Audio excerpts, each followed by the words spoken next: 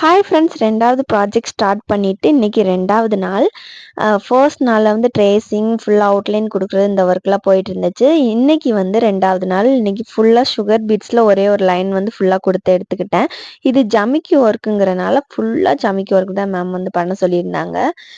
Ma'am வந்து ஒவ்வொரு லைன்லையும் வேறு வேறு கலர்ஸ் யூஸ் பண்ணி பண்ணுங்க அப்படிங்கிற மாதிரி சொல்லியிருந்தாங்க. எங்கள்கிட்ட வேறு கலர்ஸ் இல்லை, சமிக்கியும் இப்போதைக்கு கடையில் அவைலபிள் இல்லைங்கிறனால நான் கோல்டன் கலரே ஃபுல்லாக யூஸ் பண்ணி பண்ண போகிறேன். சமைக்கி ஒர்க்குக்கு இந்த இமேஜ் மேம் தான் செலக்ட் பண்ணி கொடுத்துருந்தாங்க. இந்த இமேஜில் போடுங்க அப்படின்னு சொல்லிட்டு ரொம்பவே கம்ஃபர்டபுளான ஒரு இமேஜும் கூட. இந்த மாதிரி லைன் லைனாக இருந்தனால எங்களுக்கு ஒர்க் பண்ணுறதுக்கு ரொம்ப ஈஸியாக இருந்தது. சமிக்கி ஒர்க்லேயே 2-3 மெத்தட் வந்து மேம் வந்து கிளாஸ் வந்து சொல்லி கொடுத்தாங்க. அதில் ஸ்பெசிஃபிக்காக இந்த மெத்தட் யூஸ் பண்ணி தான் இந்த இமேஜ் வந்து கம்ப்ளீட் பண்ணணுங்கிறதையும் தெளிவாக வந்து சொல்லிட்டாங்க. எந்த ஆங்கிள்லேருந்து எந்த பக்கம் ஸ்டிச் போடணும் அப்படிங்கிறதையும் ஒவ்வொரு லைனுக்கும் எப்படி பண்ணுறதுங்கிற டீட்டெயில்ஸ் மேம் வந்து கொடுத்துட்டாங்க.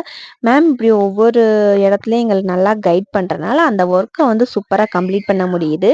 நான் சின்ன சின்ன பார்ட்டிஷனாக இருந்த இடத்துலலாம் ஃபஸ்ட்டு கொடுத்து முடிச்சிடலாம், அப்போ பெருசு கொடுக்கும்போது நம்ம கொஞ்சம் ஈஸியாக இருக்குன்னு சொல்லிட்டு சின்ன சின்ன கேப்பாக இருக்கிற இடத்துல ஃபஸ்ட்டு ஃபில் பண்ணிக்கிட்டேன். ரொம்ப சூப்பராக வந்திருந்தது.